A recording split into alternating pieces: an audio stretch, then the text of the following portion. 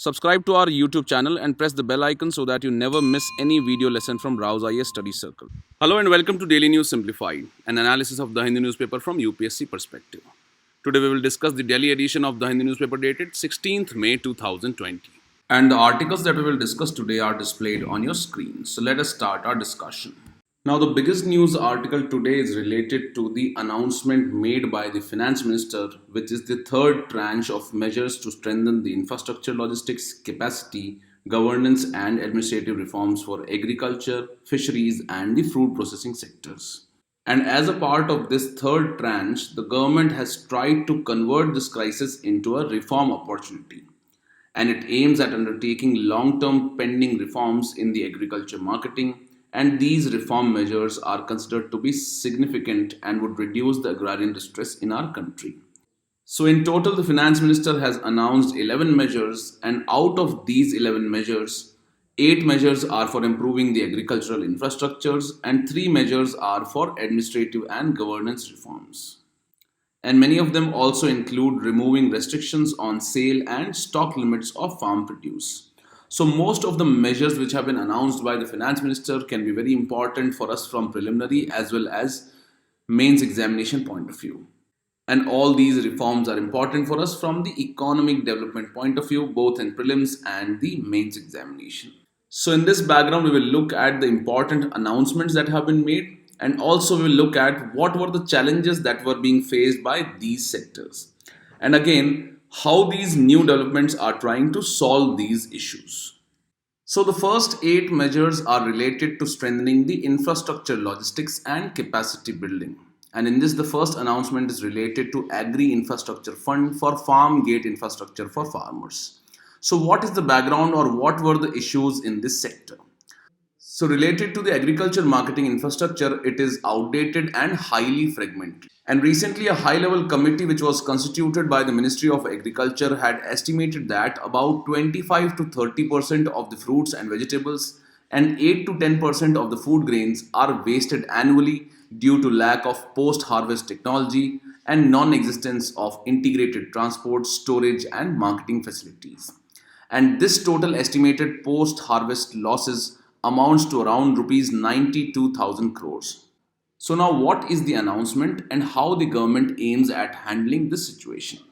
So, the government has unveiled a rupees 1 lakh crore worth agricultural infrastructure fund or the Agri Infrastructure Fund, and it aims at improving the farm gate infrastructure such as the collection centers, the storage, and the cold chain infrastructure.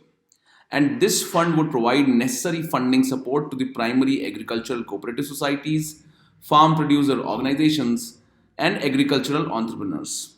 And it will incentivize them to invest in post harvest management infrastructure. So, this is how the government aims at handling the agriculture infrastructure by investing a dedicated fund, that is the Agri Infrastructure Fund of rupees 1 lakh crore. So, now the second announcement is related to the formalization of micro food enterprises. Now, the background is that the Agriculture Export Policy 2018 called for doubling India's exports of agricultural commodities from $30 billion to $60 billion by the end of 2022. Now, presently, the agriculture exports from India are basically dominated by rice, marine products, and meat, and these comprise for about around 50% of our total agricultural exports. So, accordingly, the policy calls for diversification of India's agricultural export basket.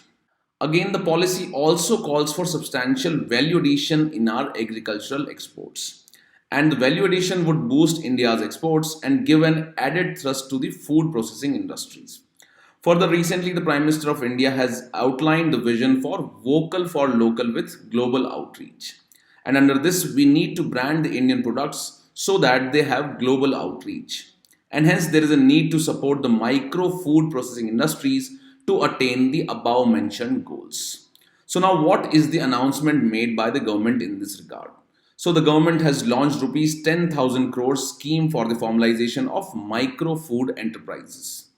Now, how this amount will be utilized? So, under this scheme, the existing micro food enterprises, farmer producer organizations, self help groups, and cooperatives will be supported for undertaking technical upgradation.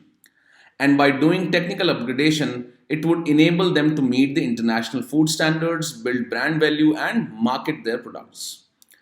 So, the focus of the government would be on a cluster based approach. And these clusters will be developed, for example, in UP, and they will focus on the product of mango. Again, the micro food processing of the kesar will be targeted in Jammu and Kashmir, and bamboo shoots in northeast, chili in Andhra Pradesh, ragi in Karnataka, and turmeric in Telangana. So, what are the likely benefits of this announcement? So, it will lead to improved health and safety standards. It will also lead to integration with the retail markets and will improve the incomes for the farmers. And it will help in diversifying our export basket with substantial amount of value addition. So this is basically the announcement related to the formalization of micro food enterprises, and this basically aims at diversifying our agricultural export basket and also aims at increasing the value for the farmers. So this is also one of the important announcement related to improvement in the agricultural infrastructure. Now the third announcement is related to the Pradhan Mantri Matsya Sampada Yojana. Now this Pradhan Mantri Matsya Sampada Yojana is related to the fisheries sector. And presently we note that India is the second largest fish producing and second largest aquacultural nation in the world after China. And the fisheries sector is an important sector of food production, providing nutritional security, livelihood support, and gainful employment to more than 14 million people. It also accounts for around 10% of total exports and nearly 20% of the agricultural exports. And it contributes to about 0.91% to the GDP of India. However, the fisheries sector faces a number of challenges and problems, and these include the traditional techniques of fishing, which means that there has been lack of modernization. So there is lack of modernized fishing vessels, there is lack of quality inputs in terms of seed and feed for the fishes, there is lack of cold chain infrastructure, the post harvest losses are higher in the fisheries sector, and there is poor health management and marketing support. So now the government of India has given final shape to the Pradhan Mantri Matsya Sampada Yojana and has decided to launch it immediately. So this scheme would focus on integrated, sustainable and inclusive development of the marine and inland fisheries. And the scheme would have a total outlay of rupees 20,000 crore, and out of these 20,000 crores, rupees 11,000 crore have been earmarked for activities in marine, inland fisheries and aquaculture. And the remaining 9,000 crores are earmarked for improving fishing infrastructure, which will include fishing harbors, cold chains, markets, etc. And also, emphasis would be given under this scheme to cage culture, seaweed farming, ornamental fisheries, as well as new fishing vessels. Now, what are the likely benefits of this announcement? So, it will lead to additional fish production of 70 lakh tons over 5 years. And it will also provide employment to over 55 lakh persons and double the exports of fisheries to rupees 1 lakh crores. So these are few challenges which are being faced by the fisheries sector in India, and how the announcement of the government of India related to the Pradhan Mantri Matsya Sampada Yojana aim at doing away with these challenges or aim at handling these challenges in the fisheries sector. After this, let us look at the fourth major announcement. So now, after making announcement related to the agricultural infrastructure and formalization of micro food enterprises and also focusing on one of the important activities allied with the agriculture, that is fishing, the government has also focused on livestock in India. And in this regard, there is an announcement related to the National Animal Disease Control Program. Now, currently, India has the world's largest livestock population, and which comprises of cattle, buffalo, sheep, etc. And this livestock sector is very important for the agricultural sector because it is an important source of livelihood and employment generation, and it contributes to about 25% of the overall agricultural GDP. Now, one of the biggest problem in this sector is the occurrence of the foot and mouth disease and brucellosis among the livestock. And the economic loss due to these diseases is tremendous due to death of young animals. It also leads to reduction in milk yield, also abortion in advanced stage of pregnancy, and reduced working ability of the draft animals. Further, these diseases also lead to reduction in fertility and poor quality of semen in the breeding bull, etc. So, in this regard, the disease also restricts the possible export of the livestock and livestock products in the overseas market. So, accordingly, in order to prevent the occurrence of the foot and mouth disease and the brucellosis, the government had launched the National Animal Disease Control Program in September 2019. And this aims at controlling these two diseases by 2025 and to eradicate them completely by 2030. So, under the new announcement, the government has stated that it would ensure 100% vaccination of the cattle, buffalo, sheep, goat, and pig population. And this vaccination will be done for these two important diseases, that is the foot and mouth disease and for brucellosis. Now, till date, 1.5 crore cows and buffaloes have been tagged and vaccinated. However, the aim is of vaccinating total 53 crore animals. So, this is also one of the major announcements under the National Animal Disease Control Program, which has been announced by the Finance Minister related to the livestock sector, which is a very important allied activity with the agriculture. Now, the fifth announcement is related to the animal husbandry sector, and in this line, the government has announced the Animal Husbandry Infrastructure Development Fund of rupees 15,000 crores. Now, what is the background of animal husbandry in India? So, India is the largest producer of milk in the world with an annual milk production of around 180 million tons. And the per capita availability of milk has increased to 375 grams per day as against the global average of 300 grams per day. And most of the milk in our country is produced by the small, marginal farmers and landless laborers. And hence, these are considered to be vital for promoting inclusive growth and development in India. So, now what is this new announcement? So, there are new number of high milk producing areas within India that have great potential for attracting private investment in the dairy sector, and the private sector can make substantial amount of investment in the dairy processing, value addition and cattle feed infrastructure. So accordingly, in order to incentivize the private sector investment, the government has launched this 15,000 crore worth of Animal Husbandry Infrastructure Development Fund. And under this fund, the financial incentives would be given for private sector investment in certain niche products, for example, milk powder, ghee, butter, and cheese, etc. So basically, the aim of the government is of attracting the private sector investment in the animal husbandry sector. And we have already learned about the potential of the animal husbandry and dairying sector in India. So accordingly, the Animal Husbandry Infrastructure Development Fund has been created, which is worth rupees 15,000 crores. So after this, let us look at the next announcement. Now, the next area of focus is the herbal cultivation. So the background is that India is one of the richest countries in the world in terms of biodiversity. And out of the total 17 to 18,000 species of flowering plants, more than 7,000 are estimated to have medicinal use in folk medicines.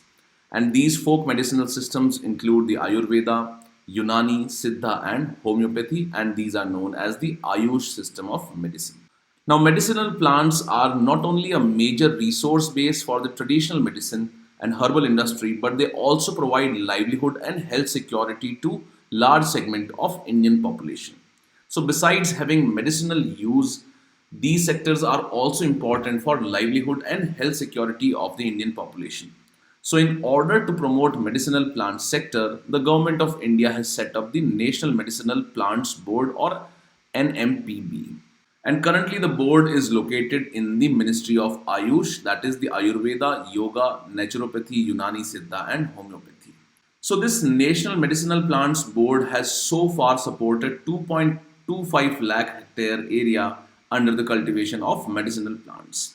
An additional 10 lakh hectare will be covered under the herbal cultivation in the next 2 years with an outlay of rupees 4,000 crore. So this will lead to rupees 5,000 crore income generation for the farmers. Further, this board will bring 800 hectare area by developing a corridor of medicinal plants along the banks of Ganga. And also a network of regional mandis for the medicinal plants would be set up. So this is how the government aims at boosting herbal cultivation, which is important for medicinal and health of the Indian population, and at the same time it also provides important source of income for poor and marginal sections, and it also provides livelihood. Further, the seventh announcement is related to one of the important sectors which is known as beekeeping initiative. And in this, the government aims at spending rupees 500 crores. Now, regarding the beekeeping, this beekeeping or the apiculture is an important allied activity which can emerge as a source of income and employment generation in India. Further, this apiculture or beekeeping is also important because it increases the yield and the quality of crops through pollination. And we know that pollination is a very important activity for increasing the yield of crops.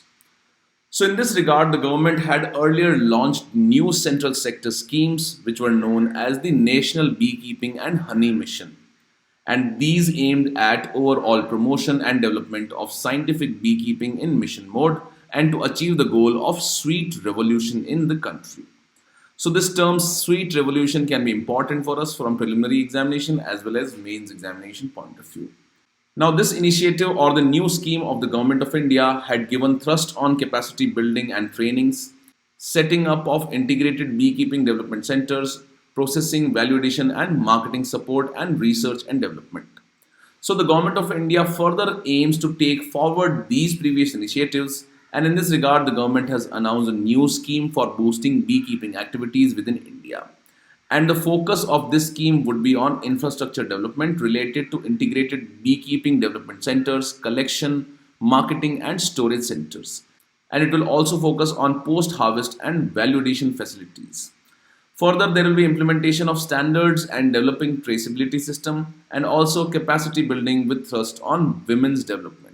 Further, the focus will be on development of quality nucleus stock and bee breeders. So that is how the government aims at boosting the beekeeping initiative, which is also important for the poor and the vulnerable sections of India, and it also forms one of the important agricultural allied activities.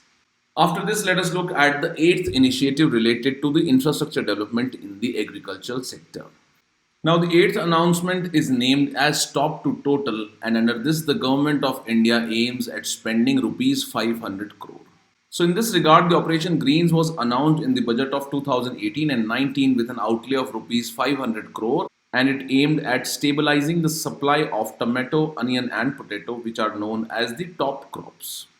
So, this Operation Green seeks to ensure the availability of top crops throughout the country round the year without price volatility.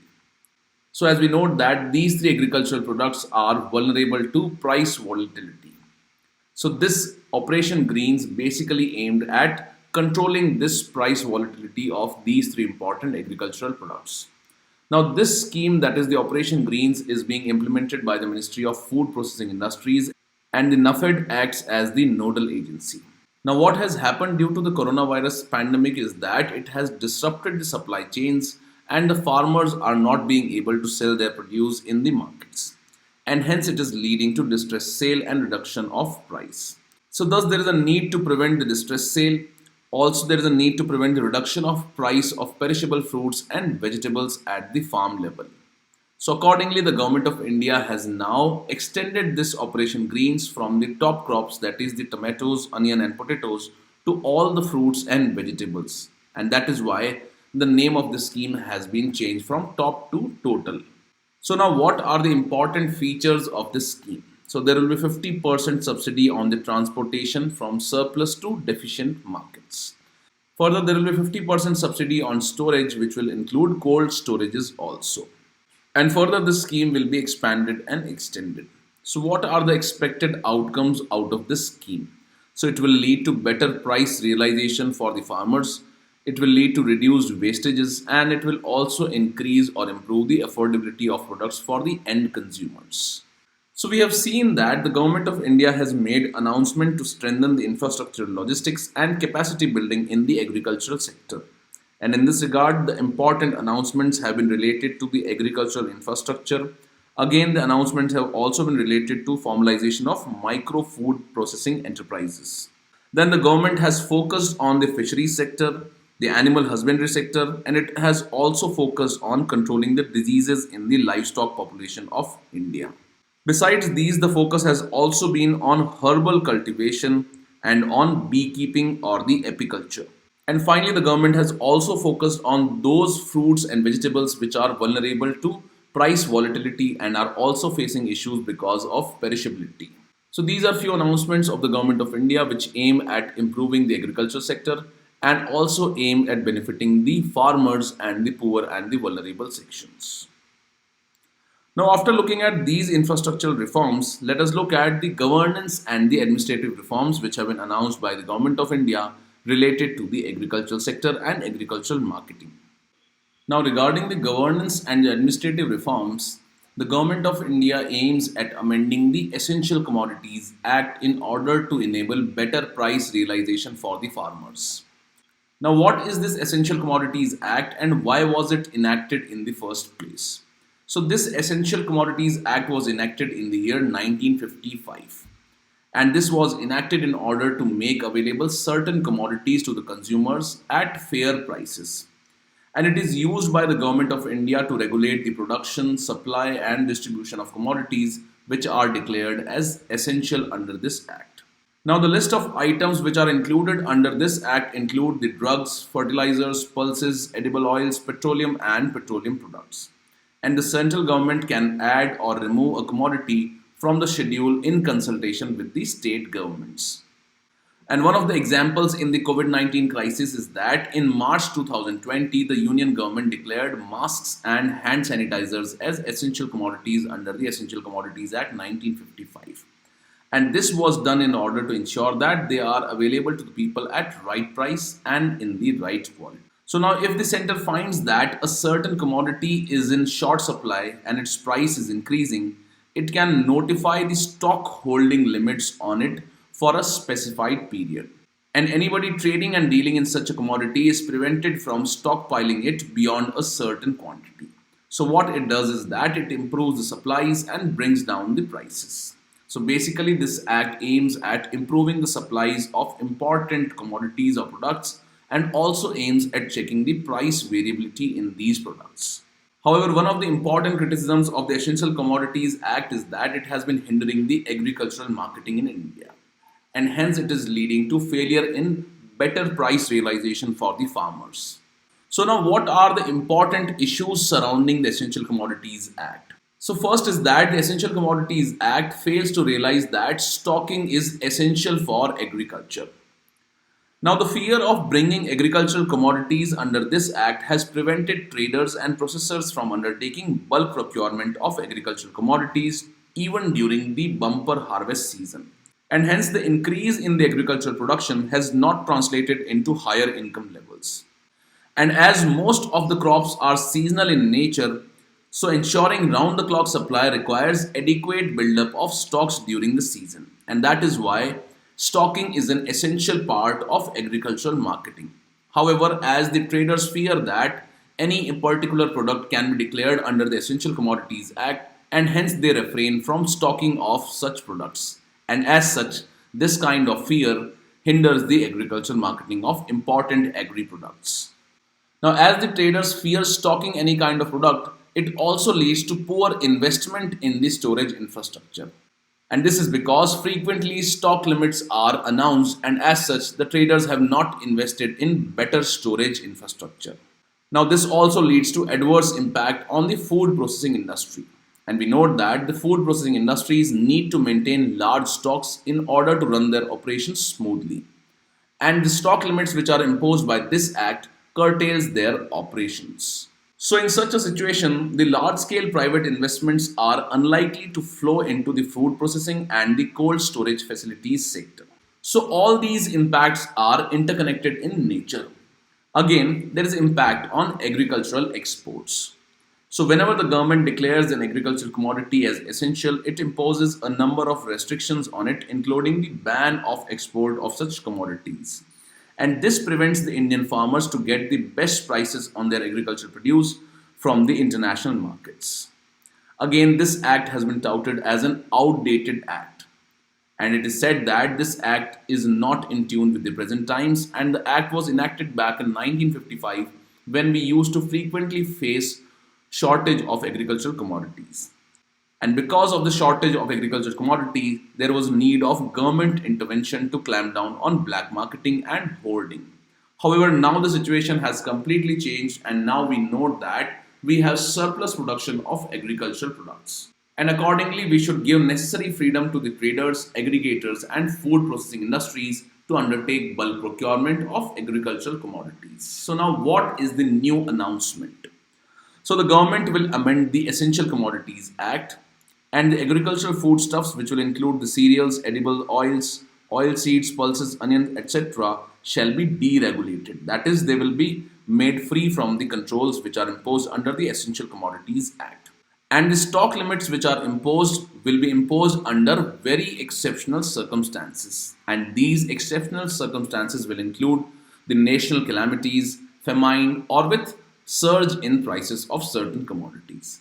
Further, no such stock limit shall apply to the processors or value chain participants. So these are the new announcements that have been made by the Government of India regarding the Essential Commodities Act, and important amendments will be made to this act to make the agricultural marketing more easy, and which will help in improving the agricultural processing and all the allied activities. Now, the second major administrative or governance reform related to the agriculture is related to agriculture marketing reforms. And these reforms aim at providing marketing choices to the farmers. So, now what is the background of agricultural marketing?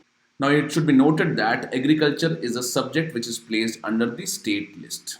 And accordingly, the state governments have enacted their respective APMC acts. And these acts aim to regulate the marketing of agricultural commodities. However, the APMCs are considered to be highly restrictive and prohibitive, and hence they go against the interest of the farmers. Now, for example, the farmers are required to compulsorily sell their produce only to the registered traders in the APMCs, and they cannot sell their produce directly to the end consumers, processors, or exporters. Similarly, some of the states have restricted the farmers from selling their produce outside their APMC zones.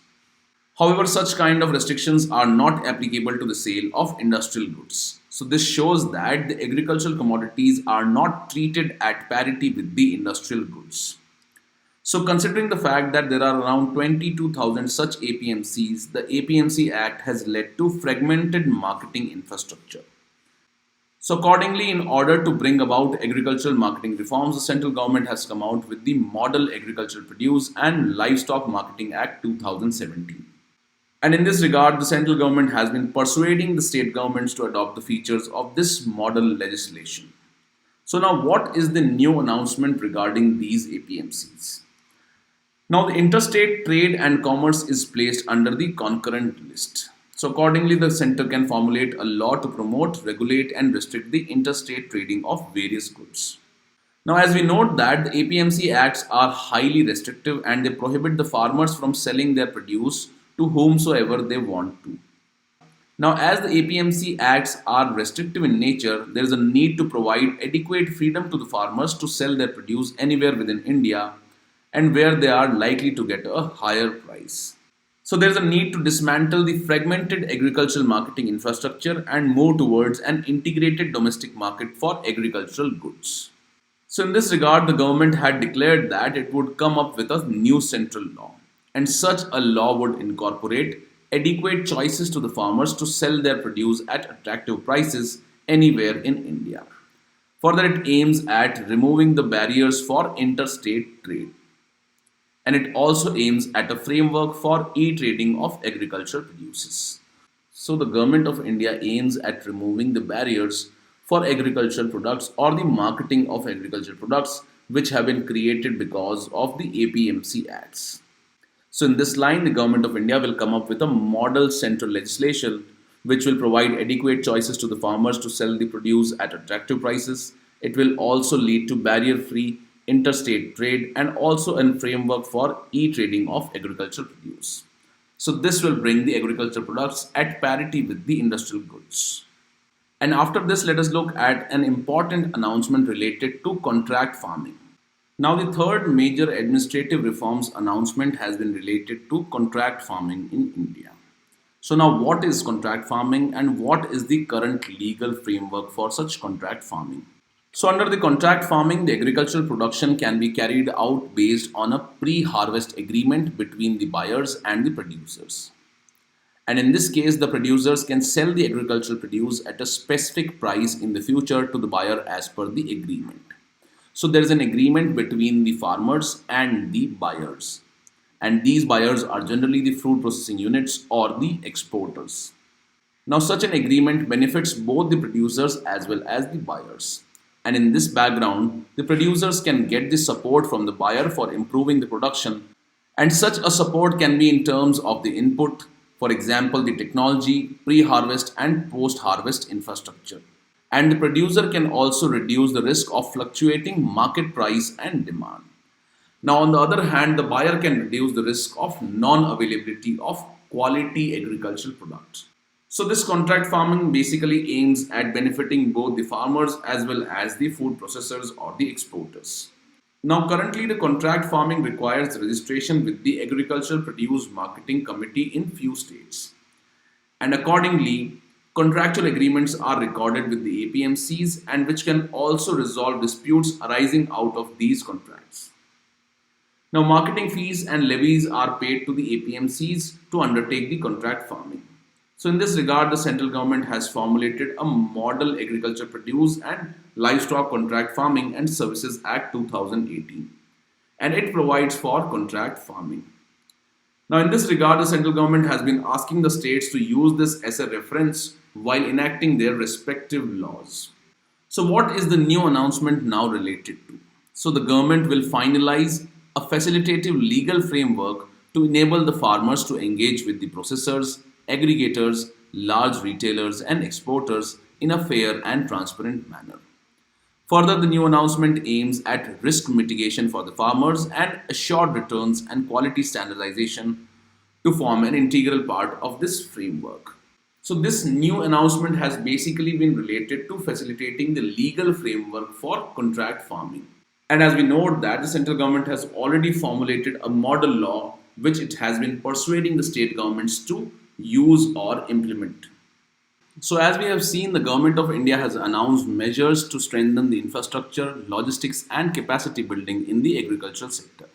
And in this regard, the Government of India has announced the Agri Infrastructure Fund. Again, the Government of India focuses on improving the fisheries sector. It aims at controlling the disease in the livestock and also aims at promoting the animal husbandry.